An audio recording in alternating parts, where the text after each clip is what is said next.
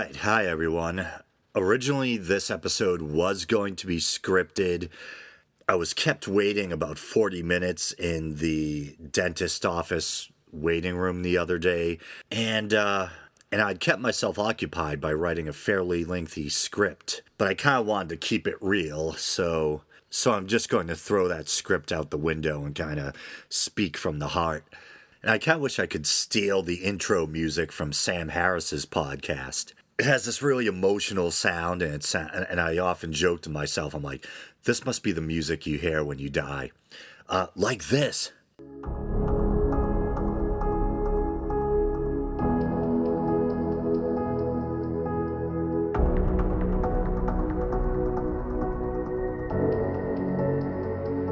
Ha! Sam won't mind, I hope. So I usually don't talk about personal stuff on the show. Well, except for my rhinoplasty, my adult circumcision, my history of depression, my dissatisfaction with my job. Well, actually, I do talk about myself a lot on the show. So I guess in a way, this will be nothing new. If you follow the show on Facebook, you may have read a couple of slightly ominous or teasing posts that may have indicated that maybe things weren't 100% with me recently. And if there's one thing I can't stand, it's social media drama queens. People who air their dirty laundry for attention and blow things out of proportion. So I'm definitely not trying to do that. So I figured I'd just talk about this in an episode and just be as honest and candid as possible about it. So recently I started weaning off of antidepressants, and it's definitely a lot harder than I thought it would be, even though I've heard it can be tough. And just to give you a quick backstory, a kind of synopsis about my kind of journey with depression. So I was always kind of a sensitive kid, kind of naturally introspective or a deep thinker, over analytical. And it's not like I was always depressed as a kid. There's plenty of pictures lying around, more than I would have thought, of me as a little blonde boy with a huge smile plastered across my face, usually holding an animal or something like that. But from a young age, I did tend to get into these kind of periods where I just felt kind of off, like things weren't quite right mood-wise. Maybe looking back in retrospect, now I'd probably use the word dysphoric. Even though I always had friends, there were definitely times where I experienced a lot of what was probably social anxiety, but I just tried to joke and fight my way through it. And being a deep thinker probably didn't help. From an early age, I had this penchant for finding myself in these existential bouts where I'd think too deeply about things, the meaning of life, whether there or not there's a God. And I could end up in these kind of really kind of deep melancholic episodes, I guess, or, these angsty bouts of overthinking or whatever. Existential crises or whatever you want to call them. And then probably around my mid to late teens, I started getting into singing in bands, writing lyrics and stuff. And I think my first song lyrics, my early song lyrics, that is, tended to be inspired by themes and stories from world mythology, a lot of Celtic and Norse mythology and things like that. Then as I probably got to really my late teens and into my early 20s, I started to express more of my angst and anger. I let more of my dark side come through in my song lyrics and in the music. The lyrics became more personal. And in a way, I think that's a plus. I think if you do suffer from depression, or even if it's not clinical depression, if you just find yourself in a tough place in life where you have a lot of angst, there's a lot of stuff you're dealing with, you're going through stuff emotionally, it definitely helps to be a creative person. It really helps to have an outlet. I think it, figuratively speaking, it can be cathartic. It can almost be like a kind of alchemy. you transmute that pain into something worthwhile, into art, not to sound pretentious or whatever. Also, when I was in my early 20s, I found myself in a couple of bad car accidents. I probably talked about this on the show before. I had this one friend, we were really close. He was like a gearhead. He got me my first job out of high school, just, this kind of crappy retail job, but I still have some good memories regarding my time there. And he and I went to get lunch one day. We were working together, and we were in the center of town. And he blew through an intersection that spanned behind one chain of stores to behind another chain of stores. And so he didn't stop, he just blew through, and another car turned in from the main road and basically T-boned us. We were in my friend's, I forget exactly what kind of car it was. It was this really kind of sporty, almost Camaro-looking car, black and white. I think it might have been some kind of Formula or something like that, or it might have said Formula on it. I forget. Not that that's necessarily crucial to the story.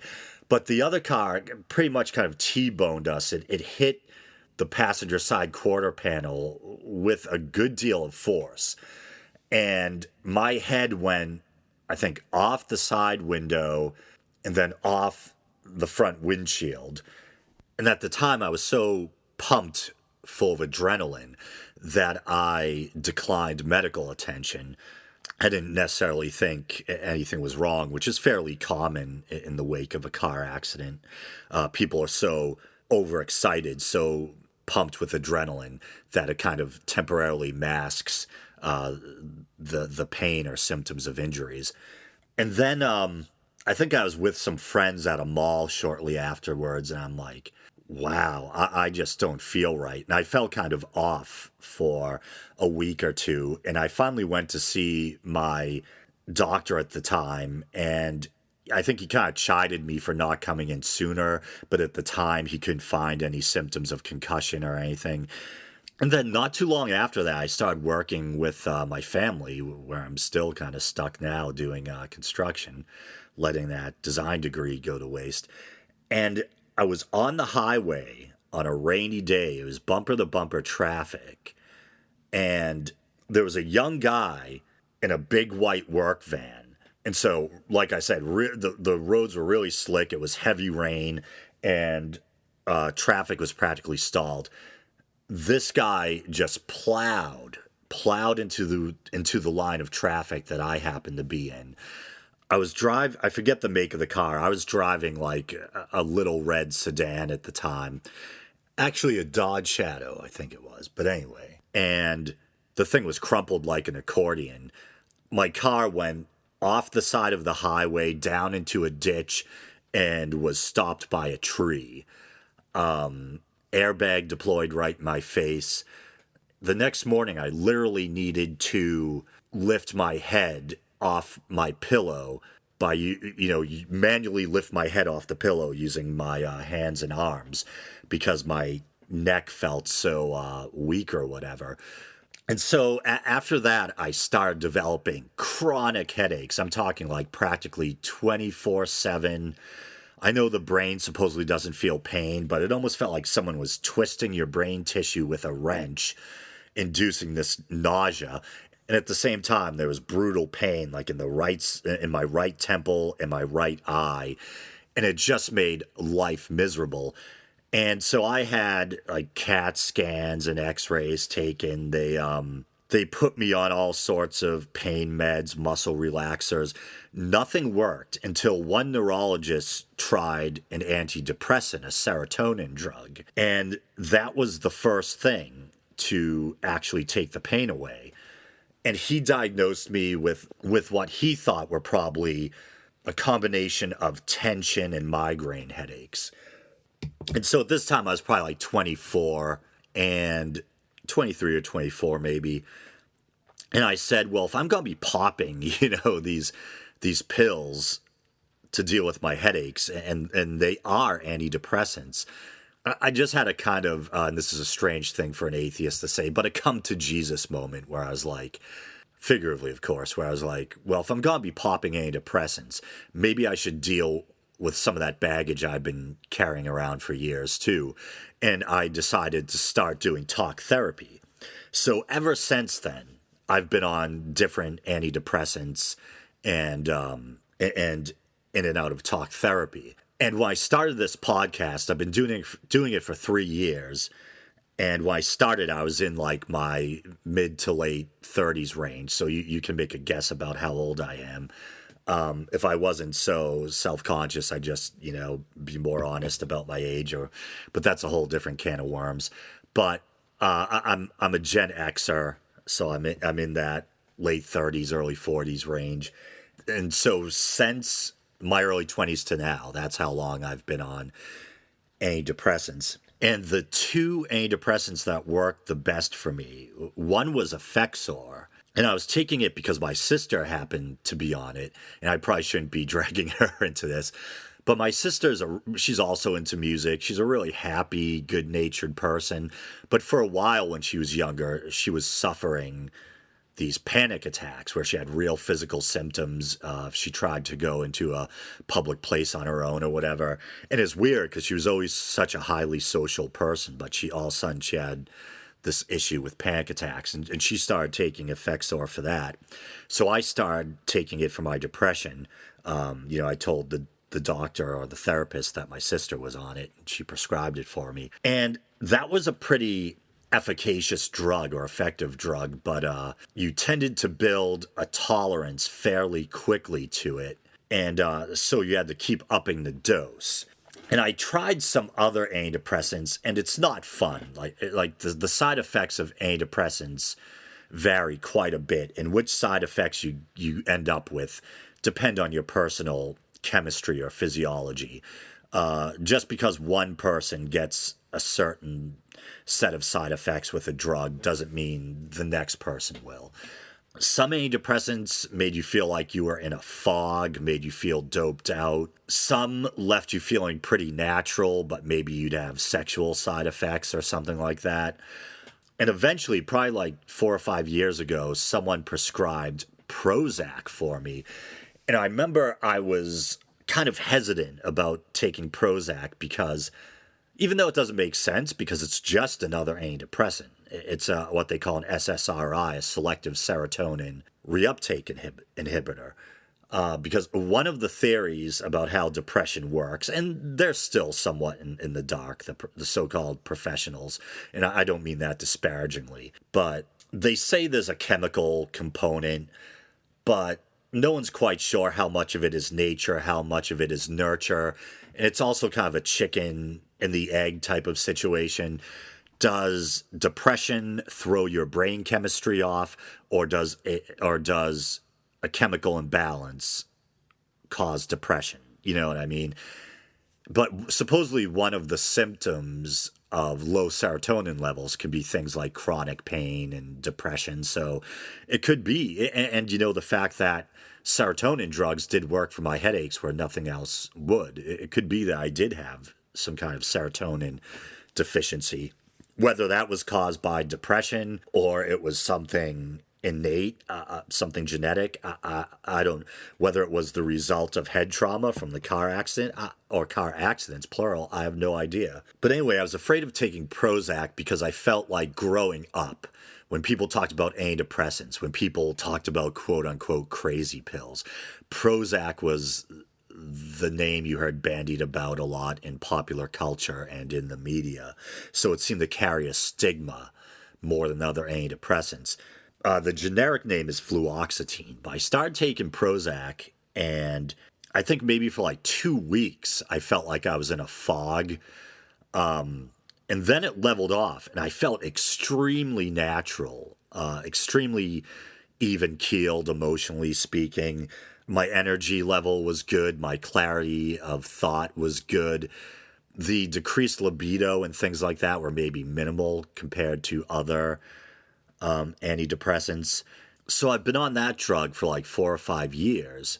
And the way the system is set up at the clinic where I go to, this nearby place that accepts the insurance I get through work. For some reason, they changed their policy. Instead of just having one physician who's both a therapist and can prescribe meds, they kind of split the division of labor between someone who prescribes the meds and then a talk therapist. So recently I saw the woman who, checks in once in a while. Like I have to go and see her maybe somewhere in between 2 or 4 times a year in order to have her continue prescribing the medication. And I told her, I'm in a great place, for a long time. Yeah, I still have my ups and downs like anyone does, but my mood's been fairly good. My thinking and reasoning is crystal clear as far as I'm aware. And I don't even know if I need antidepressants anymore, but I'm kind of afraid to get off of them because I've been on them so long and I've heard about withdrawal symptoms. And I was afraid, what if I backslide into some horrible black hole of headaches and depression? And to be honest with you guys, one of the concerns also was the podcast. I really enjoy doing this podcast and I really enjoy interacting with you guys. And I didn't want to backslide into depression or chronic pain and have that get in the way of doing the podcast. So that was another concern. But both her and my therapist kind of agreed that the only way you'll know if you really need to be on antidepressants anymore is to try to get off them and see what happens, So about 2 weeks ago, my dose got cut down from 20 to 10 milligrams a day of fluoxetine or Prozac. And I felt fine up until maybe, like a little less than a week ago or something. I was at work and all of a sudden I noticed I felt like these butterflies in my chest and in my stomach that wouldn't go away. Almost like you would feel if you were poised at the top of a hill on a roller coaster or something like that, But it wasn't associated with fear. It was just kind of like this physiological symptom that I was aware of. And I also felt kind of detached from myself, almost like I was experiencing myself through like a fog or a veil or something. And yet it was still me. Even though I felt weirded out when I talked, my words still made sense.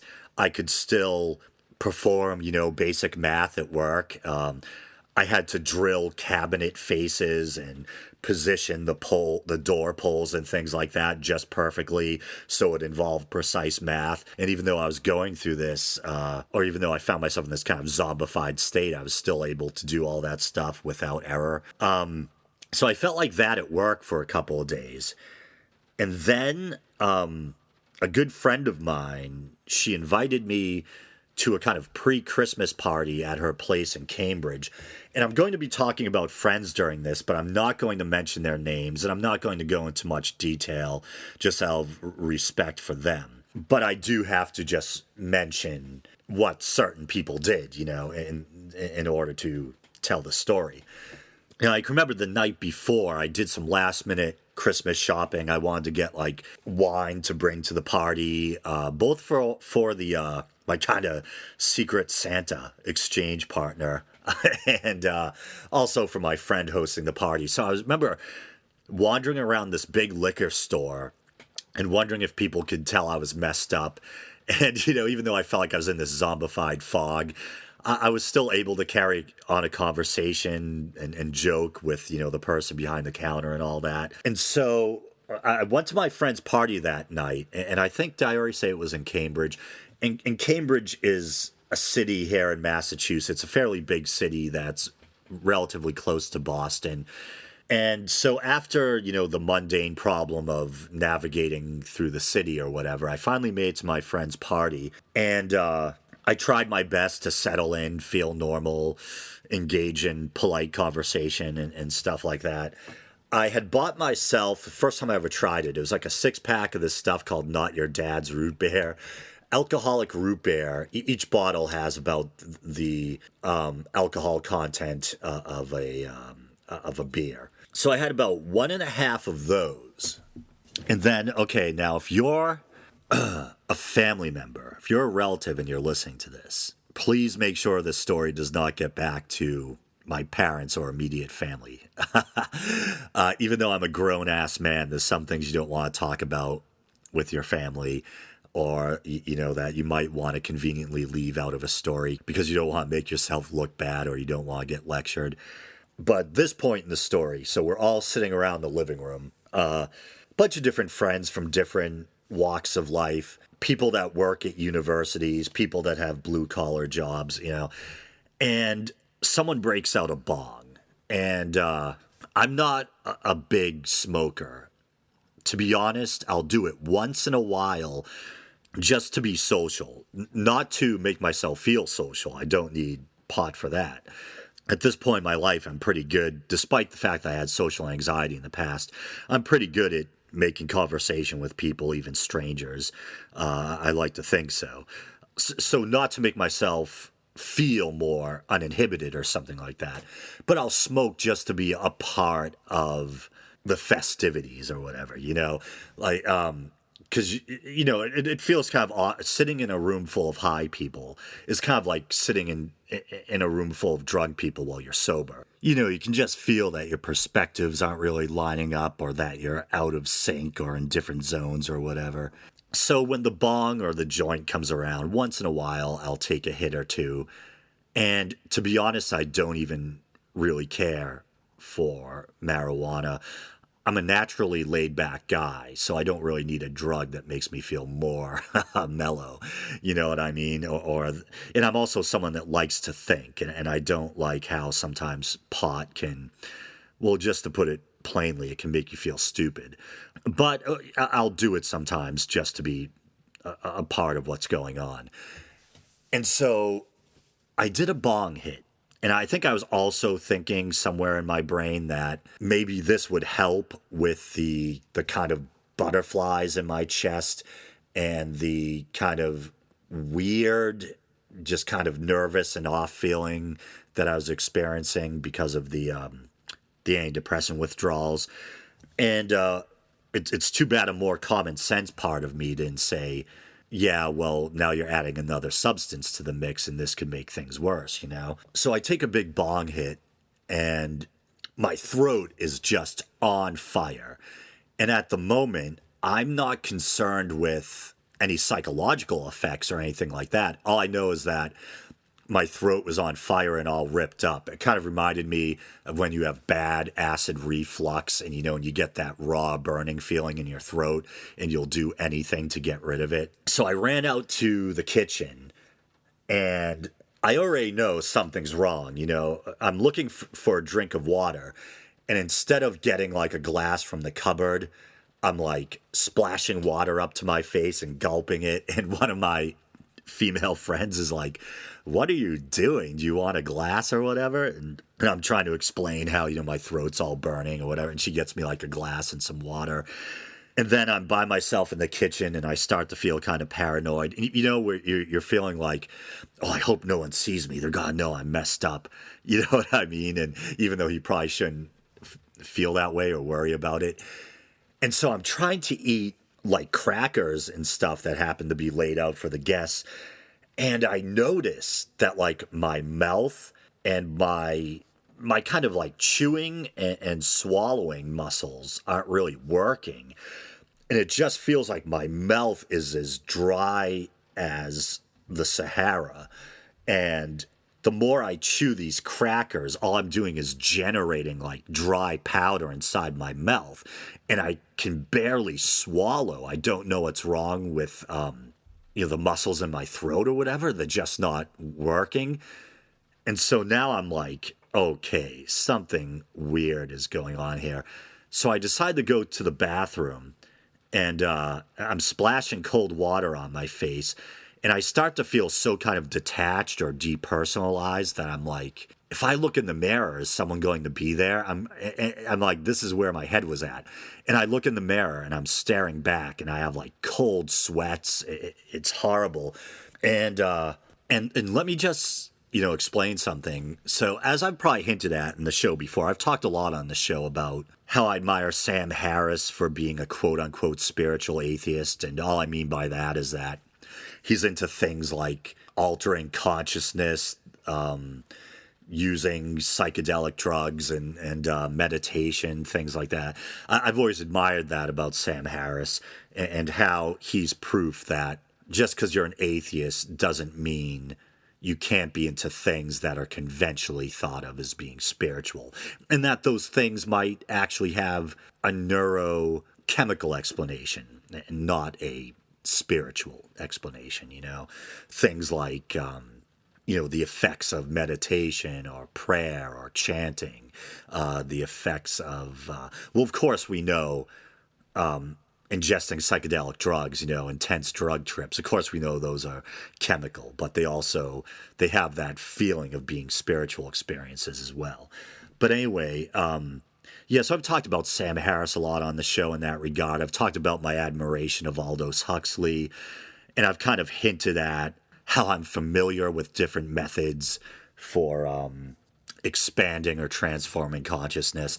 So, I mean, I have done when I was younger, and I'd usually try to put some intellectual spin on it, like, this is all about some kind of Huxleyan quest to alter consciousness or open the doors of perception.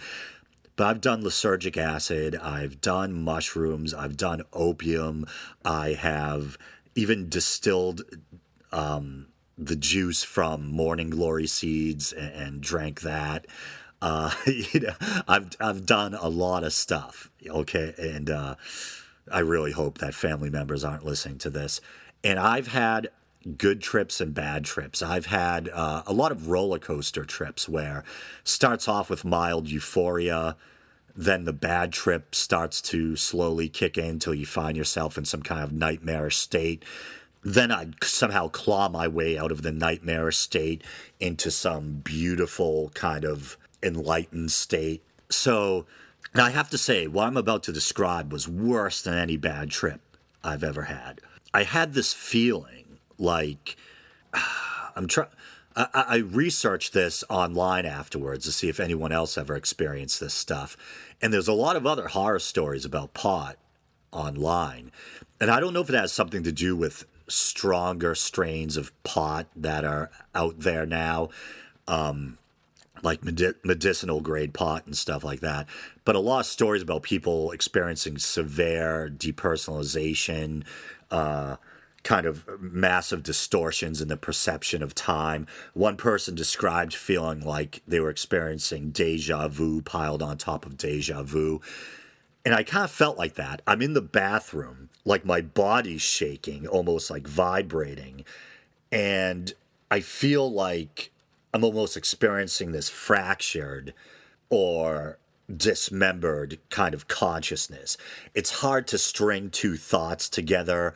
The idea that I used to be somewhere else and am now in the bathroom seemed like impossible. Like everything before that moment seemed like a dream. I felt like huge chunks of time were missing. And I felt like I was stuck in this moment, couldn't recall how I got into it. Felt like the moment kept replaying itself and I couldn't think right. And I couldn't figure out how to get to the next moment. It took like a Herculean effort to get to the next moment. And I remember thinking, I need fresh air, man. I need fresh air. So I like thinking that I'm invisible or something, I try my best to sneak into the room where the party's going on and get my leather jacket that's on the back of the chair, which has my phone, my keys, and everything in it. And I knew I shouldn't be driving in that state, and I was blocked in anyway. But I thought maybe if I could just sit in my car, and be by myself, I can just like close my eyes and maybe eventually this hell will be over, And so next thing I know, like missing time, I barely remember being able to get out the front door. All of a sudden, I'm down in the alleyway next to this girl's house, my friend, and I'm puking into a bucket or a garbage barrel, rather. Then I'm face down. Well, it's the side of my face pressed to the asphalt, just trying to get any comfort I can, trying to cool myself down with the asphalt. And this is at night. Things were kind of damp out. And I think at one time I did make it to my vehicle, and a female friend came out and helped me back into the house. And then at the point I was in the alley, another female friend found me. And it's like all of a sudden, once in a while, I would come back to consciousness with someone calling my name and like trying to wake me up. And then all of a sudden, I'm on the back porch and I'm hanging over the stair rail of the back porch, vomiting my brains out again. Then I'm in that horrible place again where I'm experiencing, like I'm stuck in this moment and can't really depersonalize, can't think of any way I'll ever get out of this moment. And really thinking to myself, this night is only going to end two ways. It's like, I'm never going to be home again. I am either going to die or I'm going to end up in a psych ward. I really thought I broke my brain. Like I thought that I had chemically done something to my brain that caused this permanent brain glitch. And I was going to be trapped in this dysfunctional loop forever. So I'm like, I'm either going to end up in a psych ward or I'm going to end up dead. And I had when you're in a real crisis moment, like I started thinking about my family. I started feeling really humbled, like thinking about maybe how at times I've been over cocky. I even started thinking about the religion thing. Like, oh, Mr. Atheist, always being the wise guy, thinking he knows better than the religious people and this and that. And then having like thoughts like, what if there is a God and I, betrayed him by being an atheist and all this stuff. And of course, when I'm in that confused state, I'm not thinking about logical considerations like the role of culture in all this. Like, I'm not thinking about why am I thinking that I pissed off grumpy old Yahweh? Why aren't I thinking about any of the other myriad gods? I go straight to the religion I happen to be born and indoctrinated into. I'm not thinking about all that stuff. You guys have probably all had similar experiences. Maybe if you're just severely drunk and you're puking your brains out and you get that moment where you feel so awful, you're like, and at this moment, I still didn't believe, but you're like bargaining with a being you don't even necessarily believe in. You're like, if you do exist, if he, she, or it, some higher power is out there, I'll do anything if you just make this go away. And I remember even thinking, and you guys will laugh at this, I'm like talking to this whatever, this being that I'm hoping just might be out there. And I'm like, and once again, cultural relativity, I go right to the religion I was indoctrinated into. I start saying, if you get me out of this, if you restore my mind, I'll even do a Christian podcast. I shit you not. And it'll be funny if my old friend Mark is listening to this. He's a Christian that I met through doing this show, a listener of the show, and he had a Christian podcast, and we used to have these friendly, very civil arguments about religion. And I'm just imagining the kind of smile, the kick he might get out of that I was kind of pleading with God and offering to do a Christian podcast if he'd just help me out. And all of a sudden I have another moment where someone's shaking me and talking to me, Phil, wake up, And this girl guides me, says, do you want to lie down? And I'm like, is there a place to lie down? And I'm like puking. I'm just out of my mind. And she's like, there's only 2 beds and they're taken. And I'm like, basically communicate somehow that I don't care. I will, I'll lie down anywhere. So she leads me into the living room. And I just curl up like a dog under not the living room, I'm sorry, the dining room. And I curl up like a dog under the dining room table, like an animal looking for a place to die. And I'm puking, I'm lying on my side, puking, shaking. Every once in a while, someone will like kind of coax me back to consciousness momentarily. I'd have, a friend telling me, hey, I love you, man. You all right? Do you need us to call an ambulance? I think I said yes, but no one ever did. But it's probably good they didn't. Or I'd have like a female friend, like, rubbing my back or brushing my hair back or something, trying to make me feel better. Then some more close friends showed up as the night went on. And I was knocked out except for those moments of brief consciousness for like 3 or more hours. So people would get to the party, and I can only imagine they must have been like, who the hell is that curled up under the dining room table? And then, they'd be told it's Phil, and then I'd have them trying to check on me, and I'd momentarily come out of it. And eventually, I started to really come back around. And I remember being able to tune in to the sounds around me. I could hear that the party was still going on. And all of a sudden I realized that my mind is intact, more or less, once again. And I'm able to push myself, off the floor, clamber back up to my feet. And I walk out into the party. And one comical thing I should mention is that a lot of friends of mine, mostly like friends who happen to be girls, like to throw theme parties. And this Christmas party had this like onesie theme. So a lot of people are dressed in like those animal onesies. I'm wearing like an old timey like union suit, like a lumberjack type of thing, but it's like green and plaid. And it has like two bears or something on the ass of it, that the flap that comes down. and and I was wearing my leather jacket because I realized that the thing didn't have pockets. So I'm in a green onesie or union suit with like a Donnie Brasco-esque leather jacket over it.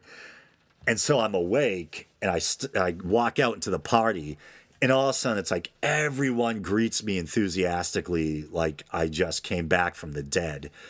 And I just had this really great feeling. And I guess in a way, if anything good came out of it, it kind of reminded me of having like a bad mushroom trip or something, when you finally break through the nightmare and you come out to this very warm, kind of loving place.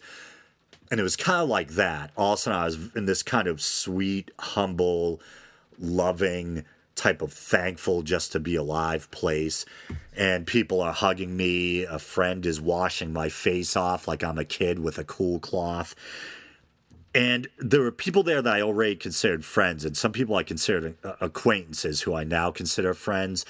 I was really moved by just how nice people were, and how people checked on me, and how they were concerned, and how happy they were when I kind of figuratively rose from the dead again. And so as I'm kind of piecing my brain back together, I have, I'm an agnostic atheist. I'm highly doubtful of a higher power and an afterlife, but I still love quote unquote spiritual things. I'm fascinated by religion, by mythology, by symbolism. So kind of trying to patch my head back together. I've been listening to a lot of Marie Sue, that kind of native folk artist I like, that I sometimes talk about on the Facebook page. And I've been thinking a lot about Joseph Campbell and these myths about dying and rising gods. Not saying I'm a god, but ever since I was a kid, I like the symbolism of the dying and rising god. There's just something very moving and powerful about it. And my guess is that my brain chemistry was already in a really fragile place because I was withdrawing off of those meds. And the pot was probably also really strong, and I'm not a regular smoker. So my already fragile brain chemistry just got fractured. And speaking of like Joseph Campbell or religious symbolism, in retrospect, it almost reminded me of certain themes from shamanism, or that you find in different shamanic cultures. Somewhere in my abode, I have an illustrated book on shamanism. Shaman, tomato, maybe.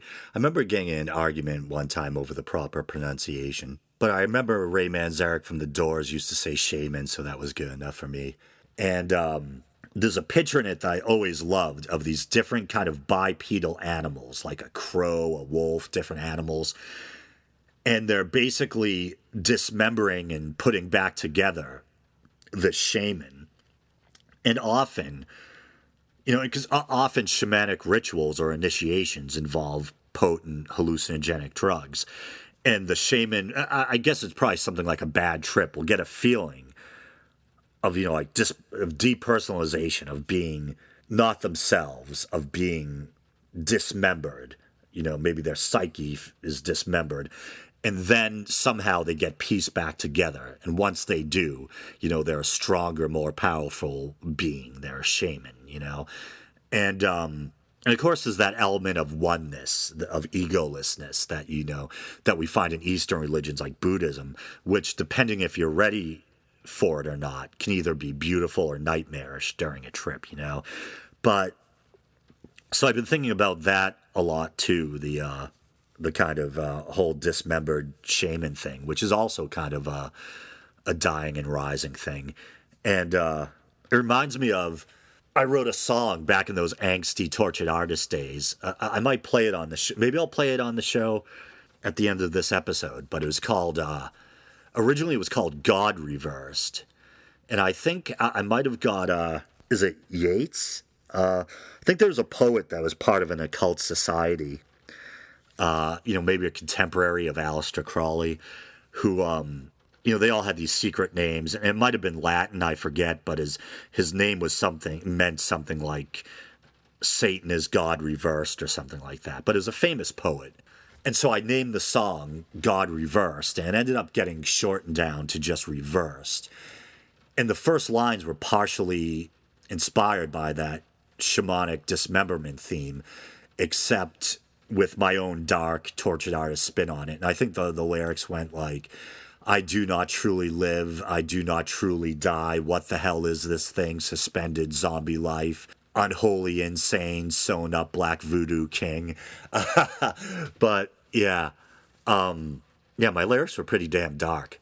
But yeah, that's what went down. So if you saw a post on Facebook, on the Facebook page, that kind of alluded to the fact that I'm feeling better now, which infers that I must not have been feeling too good recently or feeling too well. That's what that's all about. And, but that was absolutely the worst experience of my life. I'm going to say worse than knock on wood, and there's a superstitious thing for an atheist to say.